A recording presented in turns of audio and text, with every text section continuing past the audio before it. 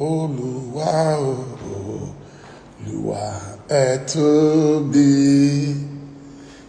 tóbi o, ẹ tóbi. Kò mà sẹ́ni tá a lè fi ṣàkàwé rẹ̀ o, ẹ tóbi. Kò mà sẹ́ni tá a lè fi ṣàfiwé rẹ̀ o, ẹ tóbi Olúwa o. Àwa yìn Ọlọ́run wa o, àwa ń jẹ́wọ́ rẹ̀ pé ìwọ lolúwa o. Àwa yìn Ọlọ́run wa o, àwa ń jẹ́wọ́ rẹ̀ pé ìwọ lolúwa. Yes, good evening, distinguished ladies and gentlemen. I'm happy to reach you live once again. Wherever you are watching me from today, I'm very, very happy, and it's going to be a glorious weekend for us all. Yes, I'm just going to spend a couple of minutes with you gisting, because there have been too many issues, going on in our country, Nigeria. So someone is disturbing me on Facebook. Yes, let's discuss as always. Let's discuss freely and candidly. A few of us will always tell it as it is, without mincing words, without fighting anybody, without being rude, without being pugnacious. Our duty is to speak truth to ourselves, speak truth to our friends in government, in power, and I don't even know where to start from, because there are just too many things to discuss today. But then I still have to write 2,000 words this evening for This Day newspaper and the Boss newspaper coming out tomorrow morning in Nigeria. So Fridays are usually very, very busy for me, but I just feel the time has come for me to speak up on some of the developing events in Nigeria. Of course, the trending topic right now is the arrest of Chief Sunday Igboho Adeyemo in Benin Republic earlier in the week. And since I have experience about some of these things, I think it's only fair that I speak about it. I've seen all kinds of ignorant arguments, especially on social media, people saying A or B or C or D, but I want to give you my own perspective. Okay? I will start with asylum. A lot of people of this generation are probably not aware that some of us have passed through this same route before. On July 25th, 1995, yes, July 25th, 1995, I left very early in the morning, very, very early, this is 26 years ago now. I left very early in the morning, and I had to cross the border, the Seme border, into Cotonou, disguised like I was going into my farm. I was on the run from General Sani Abacha. This was July 25th, 1995. So actually in the next, what's today's date again? Today's 23rd. So on Sunday, it will be exactly 26 years ago that I fled Nigeria. 26 years ago that I fled Nigeria on the run from General Sani Abacha. It's a shame that Nigeria is back to those days whereby people have to start running away from their country. At any rate, I was going to be arrested, and I managed to escape through Cotonou, through Seme border. We couldn't go through the normal, usual immigration processes So a friend of mine who had escaped before me, the famous Senator Tokunbo Afikuyemi, so I had to call him when my life was endangered, and so he told me what to do, how to get an ECOWAS passport, and the ECOWAS passport I will need so that I can at least get out of Nigeria. But I couldn't use my regular passport. On that regular passport, I had a multiple visa to Britain. I had a 2-year visa, valid visa to Britain, but I couldn't use that. I couldn't risk it. So I have 3 friends with me who accompanied me. One of them, a big brother of mine, is late now, Captain Rotimi Seriki. God bless his soul, God bless his soul, God bless his soul. You know, I love him to bits. He was one of the few people who could tell me anything in this world and I would listen to him. And he loved me so much that he had to risk everything. He had to risk his career as a pilot with the Nigeria Airways, and he accompanied me on that trip. Of course, I also had Omeyemi Bashorun Bola Orolubagbe. He was the second man to volunteer to go with me. And I also had Mr. Olakunle Sikiru Bakare, the publisher of Encomium magazine, my very, very dear friend and brother. So 3 of them took this journey of faith with me. It was tough. It was scary. We got to a place in the bush, and it was time for me to lead the way. So I was going in front. I was not carrying anything on me. My face is easily recognizable, and I've never been that scared in my life. So the 3 of them were coming behind. One of them was carrying my bag, another was carrying my passport, and So to cut a long story short, we managed to cross into Cotonou, this same Cotonou, where Sunday Igboho was arrested. And I look back at my country, Nigeria, and I started crying. I broke down in tears. I wept bitterly. I didn't know where precisely I was going. I didn't know if I would get there. I didn't know when I would get there. I didn't know if I would ever return to my country, Nigeria. I had what we call in literature stream of consciousness. I was soliloquizing, I was thinking, and my brain was working at supersonic speed. So what if Abacha's people have discovered that I've escaped and they pursue me to Cotonou? So we quickly went to a safe house, what we call a safe house. Captain Seriki had arranged a safe house where I was able to quickly discard my old clothes, what I was wearing, and I changed my dress, and they saw me off to a car garage where I boarded a car to Lomé in Togo. I wanted to be far, far, far away from Nigeria, so that's why I had to go to Togo. Even getting to Togo, I was still not comfortable.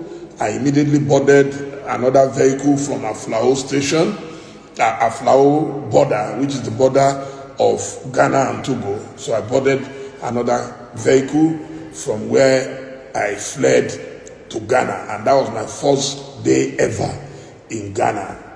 I slept at an hotel called Noga Hill Hotel. It was quite new then in Jowolo, somewhere around Jowolo, and from there, I then plotted my escape. You see, because my papers, and this is where Igboho comes in, my papers were not perfectly in order. For you to move from country to country, you are expected to stamp your passport first from your country of departure, which is Nigeria. I couldn't do that. So which meant I left Nigeria illegally. So I could not stamp my passport in Nigeria. But I managed to get, because it's an ECOWAS country, a lot of people move freely, which is what it's supposed to be. I'm supposed to be able to show my ID card and just show my ID card and say, hey, I'm a West African, I'm a Nigerian, and I'm traveling to the next country. But Africa, our own, is always different. So, but I managed to penetrate and to get to Ghana, but I had my ECOWAS passport. So now the next challenge is if you enter a country, you are also expected to exit that country with the passport that took you into the country. And because I was now going to England and my visa was not on my ECOWAS passport but on my Nigerian passport, it meant I needed to put, so I now need to get out of the Accra airport. Somehow I must be able to convince immigration that I'm switching passport from the blue passport to the green passport that contained my British visa to be able to leave the country. I spent a whole of 3 days planning that. Fortunately, I had friends in Nigeria, in Ghana already. I was able to locate one of them. He was very, very helpful. He later became a minister in Ghana. You know, he followed me to the airport and made sure that I was checked through all the way to boarding the British Airways flight that took me from Ghana to London. So when people say this passport, that passport, when you are fleeing from persecution, you will do anything. And it is recognized globally that anyone fleeing persecution will do anything. It's called survival instinct. Some people have said, that Sunday Igboho was not fleeing persecution, but prosecution. I'm not aware that he was being prosecuted in any court of law in Nigeria. I don't know. So lawyers, I've just read a release by Mr. Femi Falana on SAN, in which he also dissected all these issues and reasons. So I am not a competent lawyer, but as I said, I am not aware that he was under prosecution. And one of the areas, in which Igboho is likely to be defended by his lawyers is the fact that the night his home was invaded in Ibadan, 2 people were actually killed. Summarily, we're not aware that they resisted arrest, but they were killed, and over a dozen people were carried physically and taken away as hostage and kept incommunicado. So again, he will say if his assailants had met him at home, he would have been one of those killed summarily. And you know, in Nigeria, nothing's going to happen.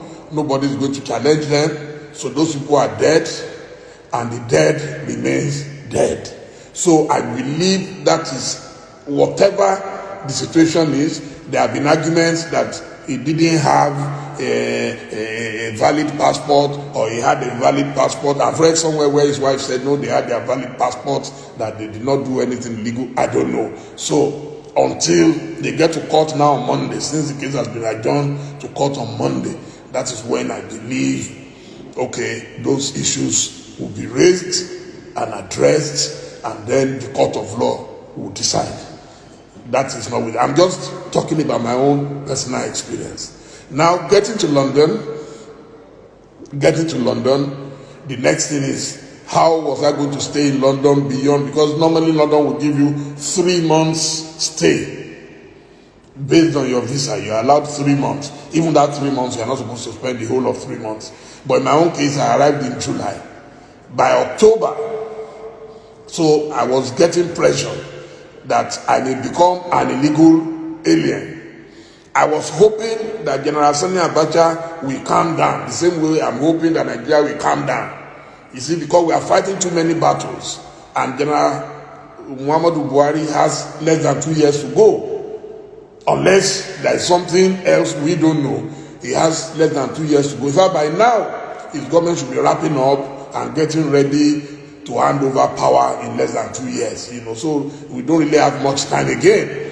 So all this fight that we're fighting, this is the time actually that should be consolidating power, and whatever achievements is achieved in the last 6 years plus, this is the time that it should fully stamp its signature on those achievements, so that history will be fair and kind to him. So I'm sure he must have achieved something in those 6 years. So that's not the basis of my broadcast today.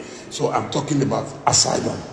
So, of course, I consulted my lawyers, led by Prince Adedamola Aderemi, the Prince of Ile-Ife. Of course, he's my best friend. Whatever I'm doing, he will be involved.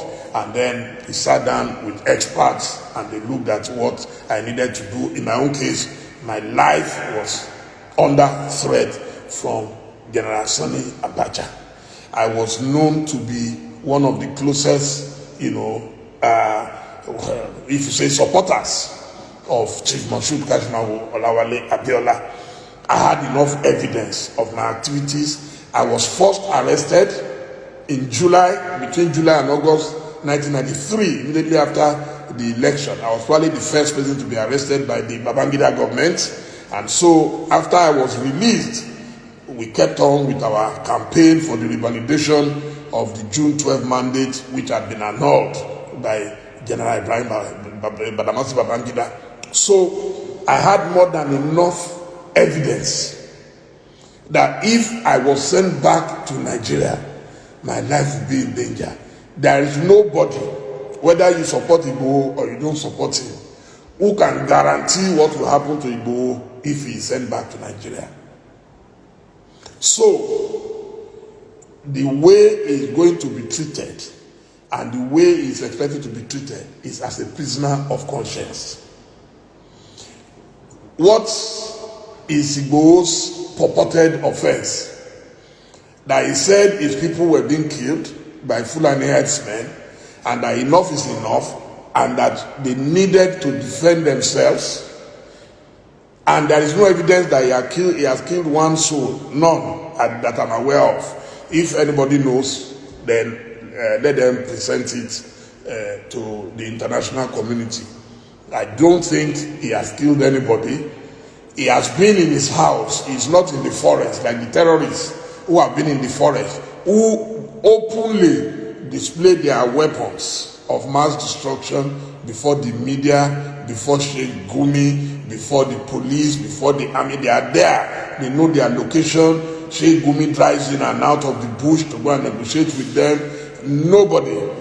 Nobody has made any effort to arrest or to attack them or to even call them their true name, which is, you are a terrorist. Nobody has done that so far. So it's going to be argued that Sunday Igboho is being persecuted because if you read all those who have supported the government, they are saying because he is preaching secession. So I'm going to address that in a minute too. So is it illegal for someone to say, I am tired of a country? You see, a country, the citizens of a country are in a marriage, especially in a multi-ethnic, multi-religious country such as ours. It's a marriage. And a marriage is expected to be convenient for the parties involved in the marriage. Okay? A marriage. One of the reasons why a marriage can be dissolved is when it becomes inconvenient for either or both parties. As a matter of fact, the easiest way to dissolve a marriage is when there is what they call irreconcilable differences. For example, husband and wife can say, in the last 3 years, we have not slept in the same bed. We have not conjugated. We have not respected each other. We have been slapping each other in the house in the presence of the children. And we are tired of doing this. And we want to go our separate ways. It's as simple as that. Where Sunday Igboho and other agitators become liable is when they carry weapons and wage war against their country. What they are doing now is a dream. Anybody can dream. People are dreaming of paradise. There are Christians who are dreaming that when they die, they will go to paradise. Nobody has been to paradise and back. It's a dream. Those who want the Yoruba nation, they are dreamers. They are dreaming of a better nation where they will not be treated as second class and third class citizens. It's a dream. It remains a dream.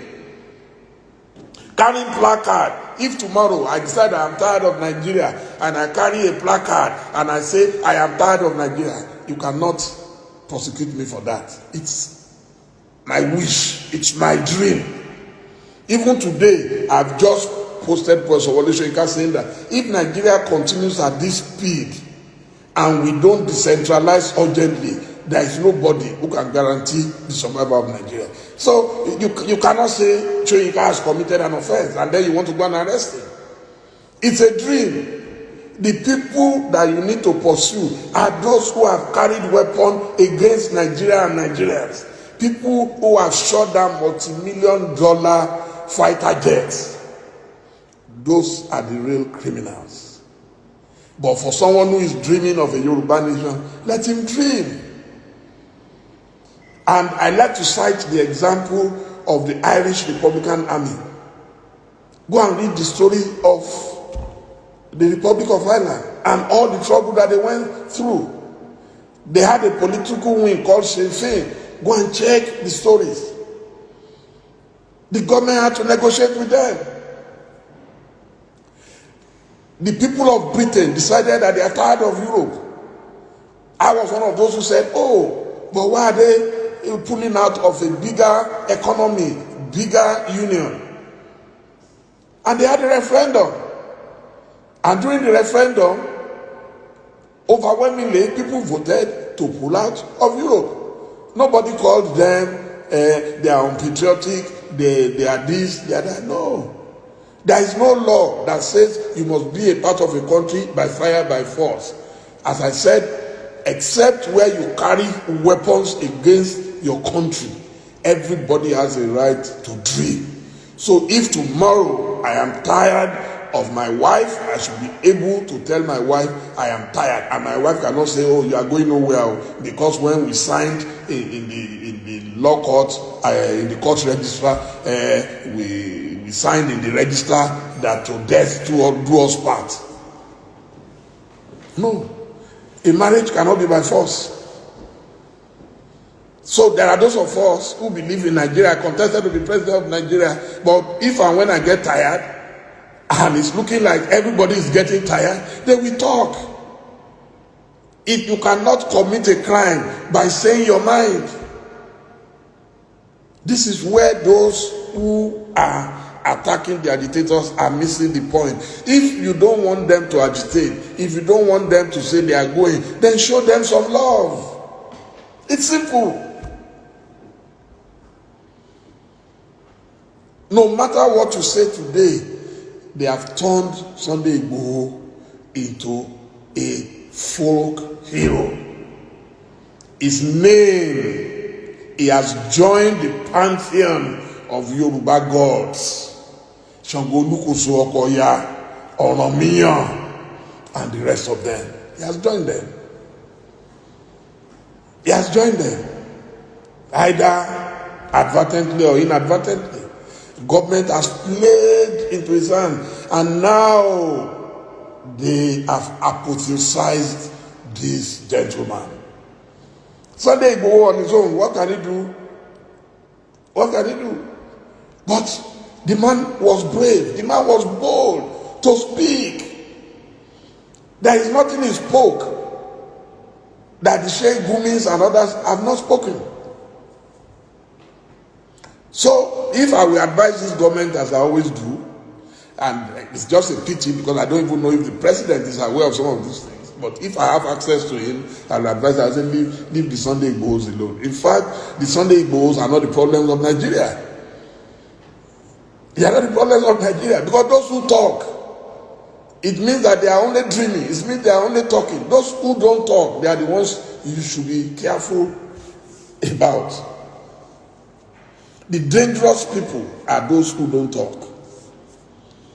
They are the plotters. They don't talk. They will not come in public and say their minds.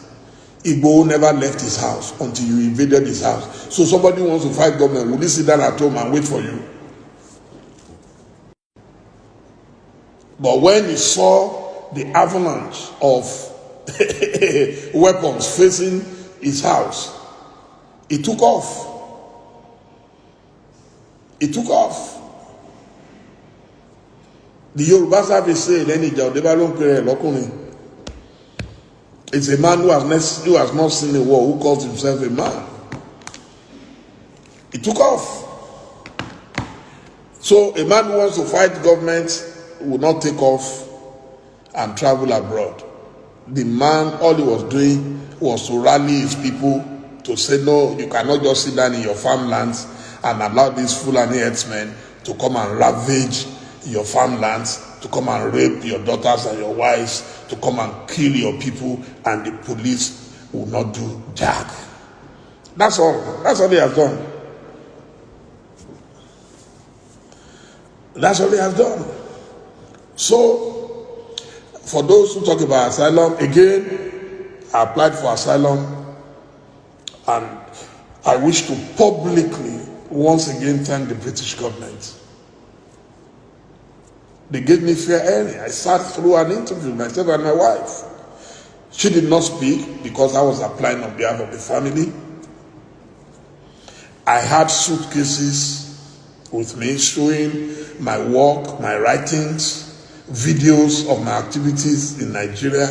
In fact, the lady who interviewed me told me he's been in the Home Office for about 20 years. He had never seen a case as straightforward as mine. And I was absolutely certain that I'll be granted asylum. I don't know of how many people, I don't know of anybody who had full asylum like I did. I was granted full asylum with my entire family. And I'm very grateful, eternally grateful to the British government.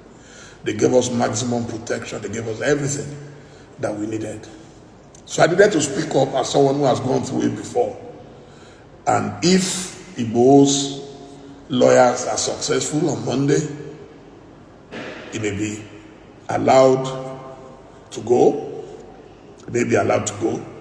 I don't know where his final destination was when he was traveling with his wife, but it's obvious that his wife, both of them, had German passports, and if so, I'm sure they'll be able to settle in Germany. And then the government can go to rest. At least they know one of their so-called enemies will be out of the way. In Germany, the German government will not allow them to wage any war against anybody or any country. So, like William Shakespeare would have put it, all is well that ends well. I don't know why we are expending too much energy on pursuing people who have not carried weapons, when those who are shooting down, fighter jets are sitting pretty in their evil forests. I don't know why. So my advice again to President Muhammadu Buhari is that, look, you have too many problems in your hands. Begin to reduce it one by one. You don't need all this stress. As I said, the president has less than 2 years to go, unless there is a plan that we are not aware of. So by now, any government should be winding down. I know of a governor in the South who has already left the government house. He said, I have less than 2 years to go. I don't want to get too comfortable in the government house. I'm going to my house. The governor Nyesom Wike has already moved to his house. He's already launching and commissioning his projects and showing it to the whole world to say, this is my legacy. And that is what I expect the government to be doing now. I traveled through Lagos-Ibadan Express in the last few days. In fact, when we were coming back, we had to leave Ibadan at 5 a.m. because just that road, which happens to be, for me, the most important road in Nigeria, linking the nerve center of business, of commerce, Lagos, to the rest of Nigeria, in 6 years, it has not been completed. Some people spend 12 hours driving on that road. If our government, that would concern me. In fact, the more government can do now